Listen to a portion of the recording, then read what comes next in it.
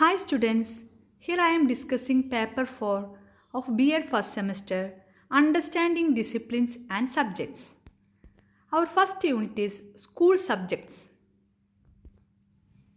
Discipline and Subject. Are these words synonym? No. Discipline means any branch of knowledge with a distinct subject matter and knowledge generation mechanisms, while subject is an organized body of a particular branch of knowledge, boundaries of which are specifically defined for organization of curriculum at different levels and institutions. Discipline എന്ന് പറയുന്നത് ഒരു particular area of knowledge അല്ലെങ്കിൽ any branch of knowledge with distinct subject matter, കുറേ subject matters include ചെയ്യുന്ന ഒരു vast accumulation of നോളജാണ് discipline എന്ന് പറയുന്നത്. പല പല സബ്ജക്റ്റ് മാറ്റേഴ്സ്, പല പല നോളജ് ജനറേഷൻ മെക്കാനിസംസും ഒക്കെ കണ്ടെയ്ൻ ചെയ്യുന്ന ഒരു വാസ്റ്റ് അക്യുമുലേഷൻ ഓഫ് നോളജാണ് ഡിസിപ്ലിൻ എന്ന് പറയുന്നത്. അതേസമയം സബ്ജക്റ്റ് എന്ന് പറയുന്നത് ഒരു organised body of particular branch of knowledge, ഏതെങ്കിലും ഒരു ഡിസിപ്ലിനിലെ ഒരു പെർട്ടിക്കുലർ ഏരിയ മാത്രം അല്ലെങ്കിൽ ഒരു പെർട്ടിക്കുലർ ബ്രാഞ്ച് ഓഫ് നോളജ് മാത്രമുള്ളതാണ്. അത് ഡിഫറെൻറ്റ് ലെവൽസ് അല്ലെങ്കിൽ ഡിഫറെൻറ്റ് സ്കൂൾ ലെവൽ അല്ലെങ്കിൽ കോളേജ് ലെവൽ ഇൻസ്റ്റിറ്റ്യൂഷൻ, ഏതൊരു ഇൻസ്റ്റിറ്റ്യൂഷൻ ആകുമ്പോഴും ഒരു കോഴ്സിന് ഒരു കരിക്കുലം ഉണ്ടാവും. ആ കരിക്കുലം ഡെവലപ്പ് ചെയ്യുന്ന സമയത്ത് കരിക്കുലം ഓർഗനൈസേഴ്സ് അല്ലെങ്കിൽ കരിക്കുലം ഡെവലപ്പേഴ്സ് ഇൻക്ലൂഡ് ചെയ്യുന്ന അവർ അതിർവരമ്പുകൾ അല്ലെങ്കിൽ പരിധി നിശ്ചയിച്ചിട്ടുള്ള ഒരു പെർട്ടിക്കുലർ ഏരിയ മാത്രം ഇൻക്ലൂഡ് ചെയ്യുന്നതിനെയാണ് സബ്ജക്റ്റ് എന്ന് പറയുന്നത്. അതേസമയം discipline comprises the entire spectrum of knowledge that exist in the world about it. നമ്മുടെ ഈ ഭൂമിയിൽ ആ ഒരു ഡിസിപ്ലിനുമായിട്ട് റിലേറ്റ് ചെയ്ത് വരുന്ന എല്ലാ കാര്യങ്ങളും കംപ്രൈസ് ചെയ്യുന്ന, എല്ലാതും ഇൻക്ലൂഡ് ചെയ്യുന്ന ഒരു വാസ്റ്റ് അക്യുമുലേഷനാണ്, നോളജിൻ്റെ ഒരു വാസ്റ്റ് അക്യുമുലേഷനാണ് ഡിസിപ്ലിൻ എന്ന് പറയുന്നത്.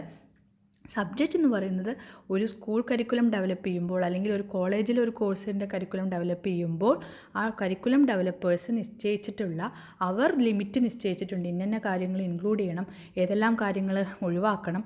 ഓരോ സ്റ്റുഡൻറ്റിൻ്റെയും അവരുടെ ഡെവലപ്മെൻറ്റൽ ലെവലിനും അവരുടെ ഇൻ്റലക്ച്വൽ ലെവലിനും ഒക്കെ ആവശ്യമായ അവർക്ക് റിക്വയർഡ് ആയിട്ടുള്ള കാര്യങ്ങൾ മാത്രം ഇൻക്ലൂഡ് ചെയ്തിട്ടുള്ള ഡിസിപ്ലിൻ്റെ കുറച്ചൊരു പാർട്ട് മാത്രമാണ് സബ്ജക്റ്റ് എന്ന് പറയുന്നത്. Subjects are the parts in to which learning can be divided.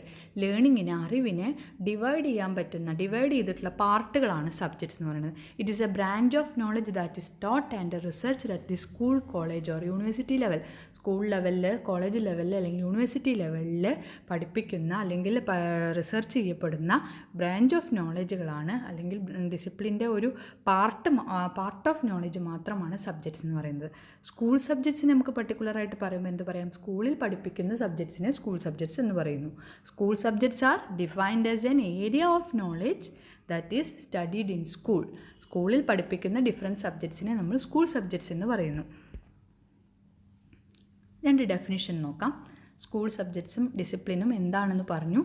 അതിൻ്റെ ഡെഫിനിഷൻസ് സോങ്കി ഡങ് ഡിഫൈൻ ചെയ്തിരിക്കുന്നത് school subjects refers to an area of learning within the school curriculum that constitutes an institutionally defined field of knowledge and practice for teaching and learning.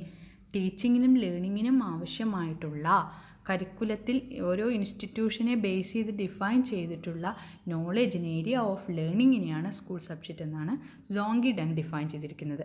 ഏത് ടീച്ചിങ്ങിനോ പ്രാക്ടീസിനും ലേണിങ്ങിനുമൊക്കെ ആവശ്യമായിട്ടുള്ള area of learning ആണ് school subject എന്ന് പറയുന്നത്. ഒരു curriculum constitute ചെയ്യുന്ന നോളജിനെ ഏതെങ്കിലും ഒരു ലെവലിൽ ഏതൊരു ഇൻസ്റ്റിറ്റ്യൂഷനാണോ ആ ഇൻസ്റ്റിറ്റ്യൂഷൻ ഡിഫൈൻ ചെയ്തിരിക്കുന്ന കരിക്കുലത്തിന് ആവശ്യമായിട്ടുള്ള ഏരിയ ഓഫ് ലേണിംഗ് ആണ് സ്കൂൾ സബ്ജക്റ്റ് എന്ന് പറയുന്നത്.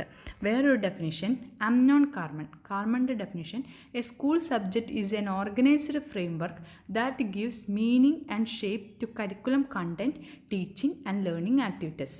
ഉള്ളടക്കത്തിനും ടീച്ചിങ് ആൻഡ് ലേണിംഗ് ആക്ടിവിറ്റീസിനും മീനിങ്ങും ഷേപ്പും നൽകുന്ന ഒരു ഓർഗനൈസ്ഡ് ഫ്രെയിംവർക്കാണ് സ്കൂൾ സബ്ജക്റ്റ് എന്നാണ് കാർമൺ ഡിഫൈൻ ചെയ്തിരിക്കുന്നത്. പഠിപ്പിക്കാനും പഠിക്കാനും ആവശ്യമായ പ്രവർത്തനങ്ങൾക്കും ഉള്ളടക്കങ്ങൾക്കും അർത്ഥവും ആകൃതിയും നൽകുന്ന ഒരു ഓർഗനൈസ് ചെയ്തിട്ടുള്ള ഒരു ചട്ടക്കൂടാണ് സ്കൂൾ സബ്ജക്റ്റ് എന്നാണ് കാർമൺ പറയുന്നത്. കാർമൻ്റെ definition: scope of the term subject is narrow than discipline. നമുക്ക് ഇത്രയും പറഞ്ഞെന്ന് മനസ്സിലായിട്ടുണ്ട്. സബ്ജക്റ്റ് എന്നുള്ളതിൻ്റെ സ്കോപ്പ് ഡിസിപ്ലിൻ എന്ന് പറയുന്നതിനേക്കാളും നാരോ ആണ്. Discipline is a wider concept. ഇനി നെക്സ്റ്റ് എക്സാമ്പിൾ നോക്കാം. ജോഗ്രഫി എന്നുള്ളത് നമ്മളൊരു ഡിസിപ്ലിൻ എന്നുള്ള രീതിയിൽ പറയുമ്പോൾ എന്താണ്? സ്റ്റഡി ഓഫ് എർത്ത് ആണ്. അതേസമയം സബ്ജക്റ്റ് ജോഗ്രഫി, സ്കൂളിലെ ഒരു സബ്ജക്റ്റ് ജോഗ്രഫി അല്ലെങ്കിൽ കോളേജിലെ ജോഗ്രഫി എന്ന് പറയുമ്പോൾ എന്താ മീനിങ് വരുന്നത്? ഗ്രാജുവേറ്റ് ലെവലിലോ അല്ലെങ്കിൽ അണ്ടർ ഗ്രാജുവേഷൻ ലെവലിലോ പോസ്റ്റ് ഗ്രാജുവേഷൻ ലെവലിലോ ഒക്കെ സബ്ജക്റ്റ് ജോഗ്രഫി എന്ന് പറയുമ്പോൾ അത് ഏതെങ്കിലും ഒരു പെർട്ടിക്കുലർ ഏരിയയുടെ ജോഗ്രഫി ആയിരിക്കും, ഒരു പെർട്ടിക്കുലർ ലാൻഡിൻ്റെ ജോഗ്രഫി ആയിരിക്കും. ജോഗ്രഫി ഓഫ് കേരള അല്ലെങ്കിൽ ജോഗ്രഫി ഓഫ് ഇന്ത്യ അല്ലെങ്കിൽ geography of any other country, geography of world. അതേസമയം ഡിസിപ്ലിൻ എന്നുള്ള ഇതിൽ പറയുമ്പോൾ geography means study of earth related ആയിട്ടുള്ള എല്ലാ കാര്യങ്ങളും ഇൻക്ലൂഡ് ചെയ്യുന്നതാണ് ജോഗ്രഫി എന്നുള്ള ഡിസിപ്ലിൻ. സബ്ജക്റ്റ് ജോഗ്രഫി എന്ന് പറയുമ്പോൾ അത് ആ ഒരു പർട്ടിക്കുലർ ക്ലാസ്സിലേക്ക് അല്ലെങ്കിൽ ആ ഒരു പർട്ടിക്കുലർ കോഴ്സിന് ആവശ്യമായ കാര്യങ്ങൾ മാത്രം ഉൾക്കൊള്ളുന്നതാണ്. ഇതുപോലെ നമുക്ക് എല്ലാ ഡിസിപ്ലിനും പറയാൻ പറ്റും. സയൻസ്, ആർട്സ്, ലാംഗ്വേജ്, മാത്സ് എല്ലാം അതും ഡിസിപ്ലിൻ എന്നുള്ള ടേമിൽ പറയുമ്പോൾ അത് വളരെ വൈഡാണ്. അതുമായി റിലേറ്റ് ചെയ്ത് വരുന്ന എല്ലാ കാര്യങ്ങളും അതിൽ ഇൻക്ലൂഡഡ് ആണ്. അതേസമയം സ്കൂളിലെ മാത്സ് അല്ലെങ്കിൽ സ്കൂളിലെ ഇംഗ്ലീഷ്, സ്കൂൾ ലെവലിലുള്ള സയൻസ് എന്നൊക്കെ പറയുമ്പോൾ അതിലേക്ക് ആവശ്യമായ 9th സ്റ്റാൻഡേർഡ് അല്ലെങ്കിൽ 10th സ്റ്റാൻഡേർഡ്, +1, +2 അതിനാവശ്യമായ കാര്യങ്ങൾ മാത്രം ഇൻക്ലൂഡ് ചെയ്തിട്ടുള്ളതായിരിക്കും. അപ്പോൾ ഇതിൽ നിന്ന് സബ്ജക്റ്റ്, ഡിസിപ്ലിൻ എന്താണെന്നുള്ളത് ക്ലിയർ ആയി എന്ന് വിചാരിക്കുന്നു. Next, aims of schooling. Schooling serves four different aims that are reflected in the 4 curricular ideologies. ഒരു കുട്ടിയെ നമ്മൾ സ്കൂളിൽ ചേർത്തുമ്പോൾ സ്കൂളിങ്ങിൻ്റെ ലക്ഷ്യം എന്താണ്? ധാരാളം ലക്ഷ്യങ്ങളുണ്ട്. ഒരു സ്റ്റുഡൻറ്റിനെ, ഒരു കുട്ടിയെ സ്കൂളിൽ ചേർത്തുന്നതിന് ധാരാളം എയിംസ് നമുക്ക് പറയാൻ പറ്റും. അതിൽ മെയിനായിട്ട് വരുന്ന 4 എയിംസാണ് ഇവിടെ ഡിസ്കസ് ചെയ്യുന്നത്. അത് 4 ഡിഫറെൻറ്റ് ഐഡിയോളജീനെ ബേസ് ചെയ്തിട്ടാണ്. 4 ഡിഫറെൻറ്റ് ഐഡിയോളജീസ്, 4 ആദർശങ്ങളെ അല്ലെങ്കിൽ 4 കാഴ്ചപ്പാടുകളെ, 4 വീക്ഷണകോണിൽ നിന്ന് നോക്കുമ്പോൾ കിട്ടുന്ന 4 മെയിൻ എയിംസാണ്. സ്കൂളിങ്ങിൻ്റെ പ്രാഥമികമായ കർത്തവ്യമാണ്, സ്കൂളിങ്ങിൻ്റെ പ്രാഥമികമായ ലക്ഷ്യം എന്ന് പറയുന്നത് ഇതൊക്കെയാണെന്നാണ് 4 ഡിഫറെൻറ്റ് ഐഡിയോളജീനെ ബേസ് ചെയ്തിട്ട് നമുക്ക് പറയാൻ പറ്റുക. First one, academic rationalism, humanism, social efficiency, social reconstructionism. 4 എയിംസാണ് നമുക്ക് സ്കൂളിങ്ങിന് മെയിനായിട്ട് പറയാനുള്ളത്. ഈ അക്കാദമിക് റേഷണലിസം എന്ന് പറയുമ്പോൾ അക്കാദമിക് റേഷണലിസ്റ്റുകൾ വിശ്വസിക്കുന്നത് ഇൻ്റലക്ച്വൽ ഡെവലപ്മെൻറ്റാണ് സ്കൂളിങ്ങിൻ്റെ പ്രൈമറി ഫംഗ്ഷൻ എന്നാണ്. ഒരു കുട്ടിയെ സ്കൂളിലേക്ക് ചേർത്തുന്നത് ആ കുട്ടിയുടെ ബുദ്ധിപരമായ കഴിവുകളെ വർദ്ധിപ്പിക്കുവാൻ, അതിനെ ഡെവലപ്പ് ചെയ്യാൻ വേണ്ടിയിട്ടാണ് എന്നതാണ്. റേഷണലിസം എന്നുള്ള വാക്കുന്ന നമുക്കറിയാം. റേഷണലിസ്റ്റ് പറയുമ്പോൾ യുക്തികളാണ്. യുക്തിക്കനുസരിച്ച് യുക്തിപരമായി ചിന്തിക്കാനും ഇൻ്റലക്ച്വലായിട്ടുള്ള വളർച്ചയ്ക്കും ഡെവലപ്മെൻറ്റിനുമാണ് സ്കൂളിംഗ് എന്നാണ് അക്കാദമിക് റേഷണലിസം പറയുന്നത്. Next one, humanism. ഹ്യൂമനിസം എന്നുള്ള വാക്ക് പറയുമ്പോൾ മാനവികമായ ഒരു കാര്യങ്ങൾ, പേഴ്സണലായിട്ടുള്ള കാര്യങ്ങളുടെ development, personality development, personal liberation അല്ലെങ്കിൽ ക്രിയേറ്റിവിറ്റി, ഇതെല്ലാം ഡെവലപ്പ് ചെയ്യുക എന്നുള്ളതാണ്. ഒരു വ്യക്തിയുടെ വ്യക്തിത്വത്തെ ഡെവലപ്പ് ചെയ്യുക, അയാളുടെ സത്വത്തെ തിരിച്ചറിയുക എന്നുള്ളതൊക്കെയാണ് ഹ്യൂമനിസത്തെ കൊണ്ട് ഉദ്ദേശിക്കുന്നത്. Personal liberation, personal development, self actualisation, ആത്മസാക്ഷാത്കാരം, പരമായിട്ടുള്ള കാര്യം, ആത്മീയം മീൻസ് അതല്ല ഉദ്ദേശിക്കുന്നത്. സെൽഫ് ആക്ച്വലൈസേഷൻ, സ്വന്തം സത്വത്തെ തിരിച്ചറിയുക. പിന്നെ ക്രിയേറ്റിവിറ്റി, പേഴ്സണലായിട്ടുള്ള കാര്യങ്ങൾ, പേഴ്സണാലിറ്റിയെ ഡെവലപ്പ് ചെയ്ത് ഫോസ്റ്റർ ചെയ്യുക എന്നുള്ളതാണ് ഹ്യൂമനിസം എന്നുള്ളതുകൊണ്ട് ഉദ്ദേശിക്കുന്നത്. ആ ഒരു ഐഡിയോളജീസ് വിശ്വസിക്കുന്നത് പ്രൈമറി ഫങ്ഷൻ എന്ന് പറയുന്നത് പേഴ്സണൽ ഡെവലപ്മെൻ്റ് ആണെന്നാണ്. അടുത്തത് social efficiency. Third one, social efficiency. Social എഫിഷ്യൻസിയിൽ ഫ്യൂച്ചർ സിറ്റിസനെ വാർത്തെടുക്കുക എന്നുള്ളതാണ് ഉദ്ദേശിക്കുന്നത്. നമ്മുടെ കറൻറ്റ് സൊസൈറ്റിയുടെ നീഡ്സ് അല്ലെങ്കിൽ ഫ്യൂച്ചർ നീഡ്സ് മീറ്റ് ചെയ്യാൻ വേണ്ടി ഒരു കുട്ടിയെ നല്ല ഒരു പൗരനായി വാർത്തെടുക്കുക. സൊസൈറ്റിക്ക് ആവശ്യമായ, സൊസൈറ്റിയിൽ ജീവിക്കുന്നതിന് ആവശ്യമായ സ്കിൽസും നൈപുണികളും എല്ലാം ഉള്ള ഒരു നല്ല ഒരു പൗരനെ വാർത്തെടുക്കുക എന്നുള്ളതാണ് സോഷ്യൽ എഫിഷ്യൻസി കൊണ്ട് ഉദ്ദേശിക്കുന്നത്. സൊസൈറ്റിയുടെ നീഡ്സ് മീറ്റ് ചെയ്യാൻ അവനെ പ്രാപ്തനാക്കുക, നല്ലൊരു എഫിഷ്യൻറ്റ് മെമ്പറാക്കുക, സൊസൈറ്റിയിൽ ഒരു നല്ലൊരു എഫിഷ്യൻറ്റ് മെമ്പറാക്കുക, സൊസൈറ്റിക്ക് ഒരു മൂലധനമായി മാറാൻ രീതിയിൽ ഒരു കുട്ടിയെ മാറ്റിയെടുക്കുക എന്നുള്ളതാണ് സോഷ്യൽ എഫിഷ്യൻസി എന്നുള്ള ഒരു എയിം പറയുന്നത്. നമുക്കറിയാം സൊസൈറ്റിയിലെ മൂലധനം എന്ന് പറയുന്നത് നമ്മൾ ഓരോരുത്തരുമാണ്. സോഷ്യൽ പ്രൊഡക്ടിവിറ്റി അല്ലെങ്കിൽ നമ്മുടെ എക്കണോമിക് ഡെവലപ്മെൻറ്റിനൊക്കെ ഓരോ വ്യക്തിയും ഓരോ സിറ്റിസണും അവരവരിൽ നിന്ന് അവരവരുടെ കോൺട്രിബ്യൂഷൻ ഉണ്ട്. ഓരോ ഇൻഡിവിജ്വലിൻ്റെയും കോൺട്രിബ്യൂഷൻ ഉൾക്കൊള്ളുമ്പോഴാണ് ഒരു സൊസൈറ്റി ഡെവലപ്പ് ചെയ്യുന്നത്.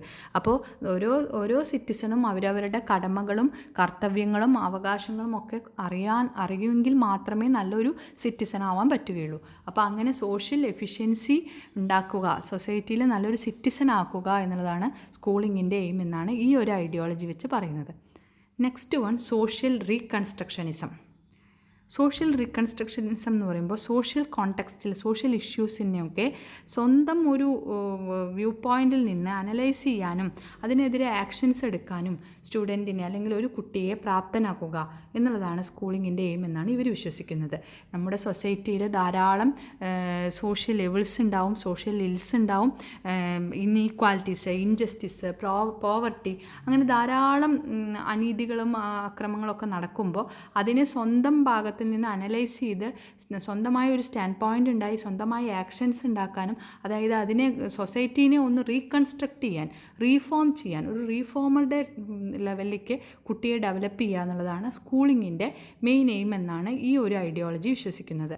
അതായത് നമുക്കറിയാം നമ്മുടെ കേരളത്തിൽ അല്ലെങ്കിൽ ഇന്ത്യയിലൊക്കെ ധാരാളം സോഷ്യൽ റീഫോമേഴ്സ് ഉണ്ടായിട്ടുണ്ട്. സൊസൈറ്റിയിലുണ്ടാവുന്ന എവിൾ തിങ്സിനെതിരെ വർക്ക് ചെയ്ത് അതിനെയൊക്കെ മാറ്റി സൊസൈറ്റിയെ റീഫോം ചെയ്യാൻ, സൊസൈറ്റിയെ റീകൺസ്ട്രക്ട് ചെയ്യാൻ അത്തരം ആൾക്കാരുടെയൊക്കെ ധാരാളം കോൺട്രിബ്യൂഷൻ ഉണ്ടായിട്ടുണ്ട്. നമ്മുടെ ഹിസ്റ്ററി നോക്കിയാൽ അറിയാം, ധാരാളം അത്തരം ആളുകളെ നമുക്ക് ചൂണ്ടിക്കാണിക്കാനാവും. അപ്പോൾ ഒരു സൊസൈറ്റിയിലെ സോഷ്യൽ റീകൺസ്ട്രക്ഷന് വേണ്ടി ഒരു സ്റ്റുഡൻറ്റിനെ ഡെവലപ്പ് ചെയ്തെടുക്കുക എന്നുള്ളതാണ് സ്കൂളിങ്ങിൻ്റെ പ്രൈമറി ഫങ്ഷൻ എന്നാണ് ഈ ഒരു ഐഡിയോളജി വിശ്വസിക്കുന്നത്.